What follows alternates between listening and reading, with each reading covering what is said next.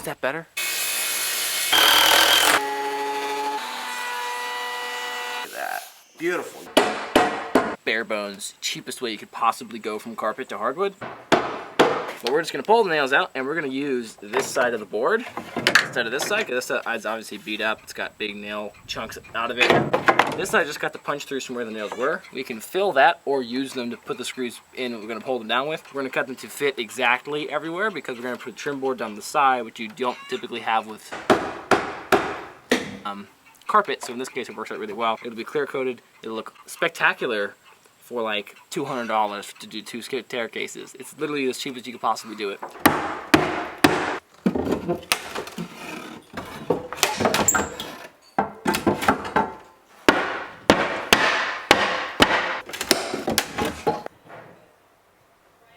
Okay, we have 14 stair treads and 14 kickers. I broke 2 or 3 of them. We're going to have to replace those. That's fine. That's really low. So we're going to pull the nails out right here.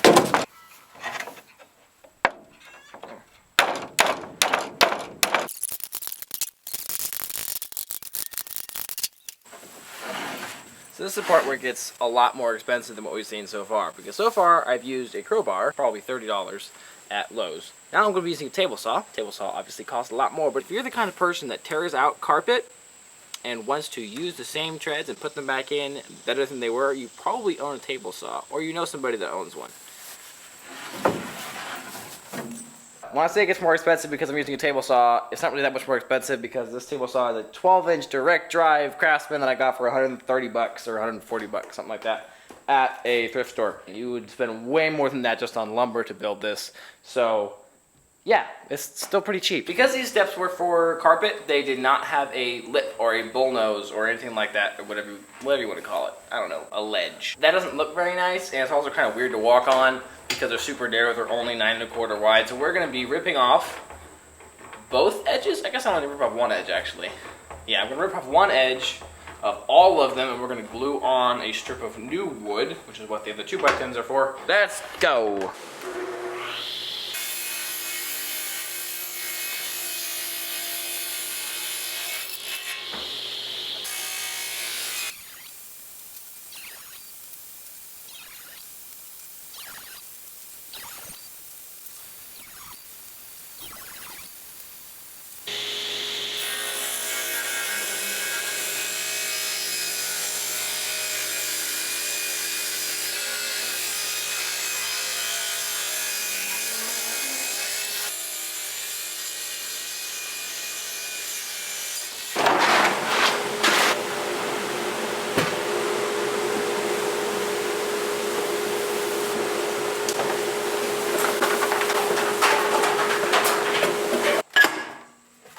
Now I can cut a 2x10.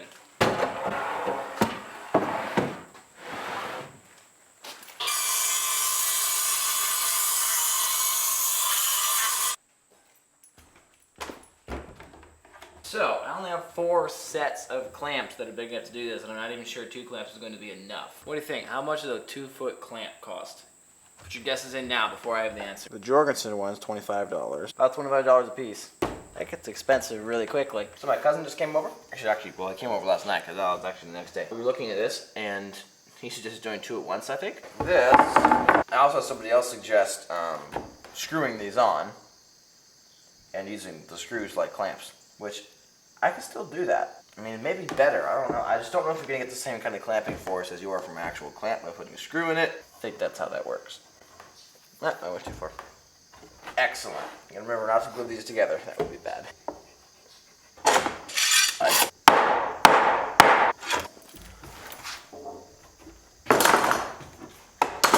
If this screw thing works, this is going to be even more feasible for weekend warriors who don't necessarily have a bunch of clamps, because I do woodworking professionally, literally professionally. I do woodworking, and I only have 6 2-foot clamps. I'm going to try this, and for some reason this is my shopping pack, which is just sad. That worked better than the clamps did.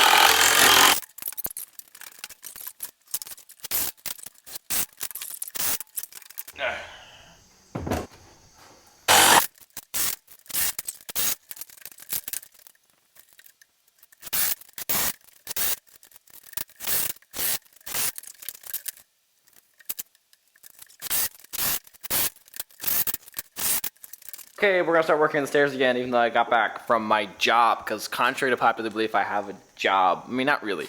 I have a business, which is even better. So this is the point where we go not so homeowner and more woodworker when I use the planer to plane these down. Of course, you could use a hand plane if you want to be that person, or you could go buy new lumber and just sand them and still have a very, very cheap staircase that looks really good. First, we're gonna pull the screws out with the wall, which is the proper tool. Because we don't need the screws anymore, it's glued.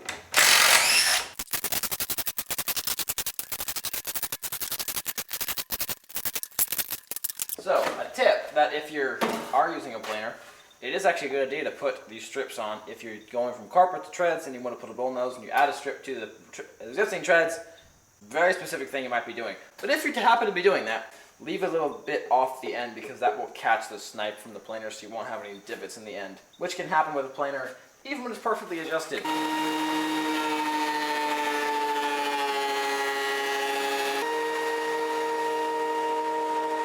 So, I finished planing these boards at like 7 something this morning and it is now 8 something at night and I'm working on them again. These are now all 1.25 inches thick. They look pretty good considering that they were the old treads from the 90s that are literally just framing lumber. We've used a mallet, we've used pry bars, we've used the planer, we've used a table saw so far.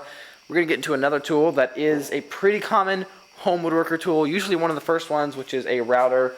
And a router table is very nice for this step because of the size of the roundover we are going to be doing, but not necessary. You could do it with just a plunge router. We're going to put a 5/8 of an inch roundover on this, which is going to make a perfect full roundover. A bull nose is what it's typically called on a stair tread. It's going to look really, really nice. It's going to really get that one notch above just a framing lumber tread into a actual stair tread. So I bought the bit from my favorite brand, which is Yonico, or Yonico. I said Yonico before. I think Yonico sounds better. It's a really good brand because they're super cheap and they seem to cut just as well as these Woodcraft ones. And Woodcraft is not cheap. Wow, that's tight. 5/8 roundover. Biggest roundover I've ever used on a router, actually. I've used bigger ones, but not on a router. Something I should have thought about before, which, go figure, I didn't. Again, is this front edge is just the framing lumber edge, which is really bad. I should have measured off that after I jointed it or table sawed it or something to make it flat. So now I'm just going to hit it with the jointer just to get it straighter, because I don't really want to have a weighty roundover, because you can really notice that.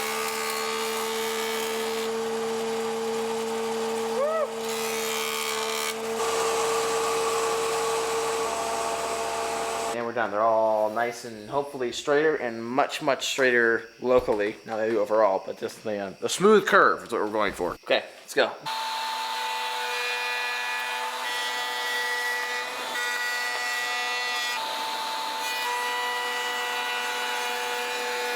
Oh, wow, that's heavy. Yeah, I can't even. A little bit hard for me to believe that these are the old treads. Look at that, just beautiful curves on those roundovers. Those transitions just like perfect. That's so nice. Now on to sanding.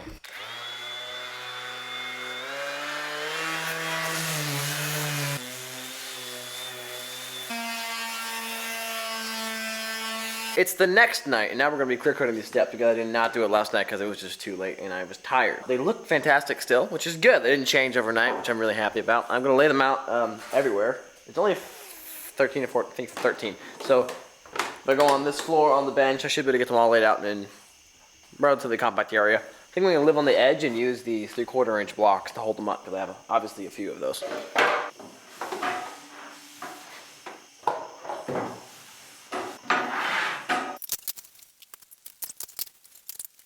I just vigorously shook this can because I'm a psychopath, obviously, and I hate following instructions. 1,000 bubbles, a nice milkshake there. But if we just stir it up a little bit and get clear coat everywhere, we have a magnificently large 4-inch brush. So we're gonna start clear coating here. I clean off of it.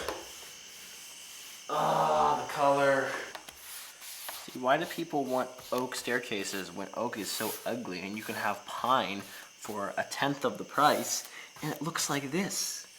You're never gonna have grain like that in oak. Look at that. Beautiful yellow. If you're not into yellow, you know, not great, but pretty awesome, I think. Look at that color.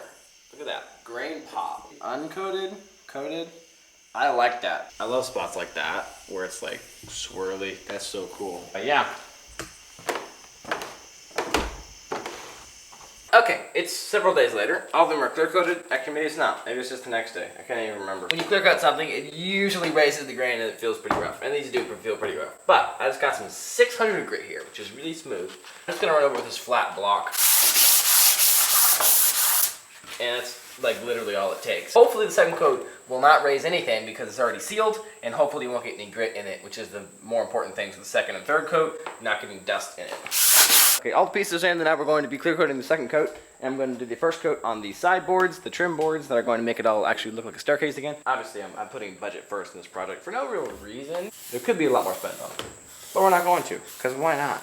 Just do it cheap. Just go super thin and even, don't have any drips, and then it'll look great, and you won't have big globs and drips everywhere, which is really annoying.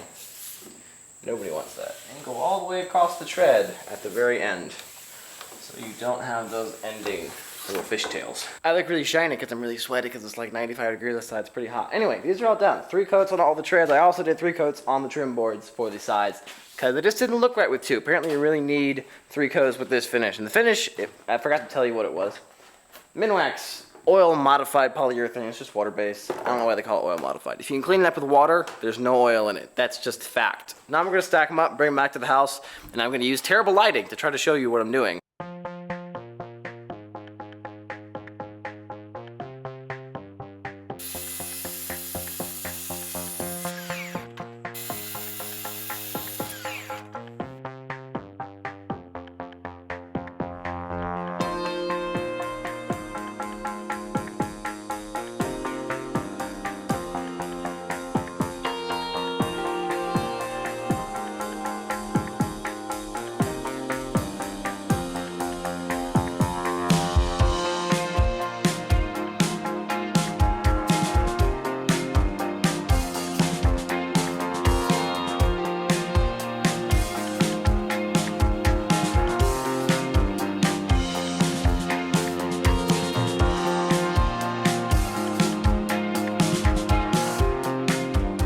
So if you're a DIYer that wants to do your staircase for a really small budget, like less than $300, but I think this whole staircase cost less than $300 in between the materials I bought. Labor obviously is a big cost in this one, but if you have a lot of time, or even not a lot of time, and no money, this works out really well. Please subscribe to this channel so you can watch the rest of my videos. A lot of them are just like this: reviews, how-tos, how to build things I've built, just cool stuff. So please subscribe, like this video, and as always, I will see you in the next one.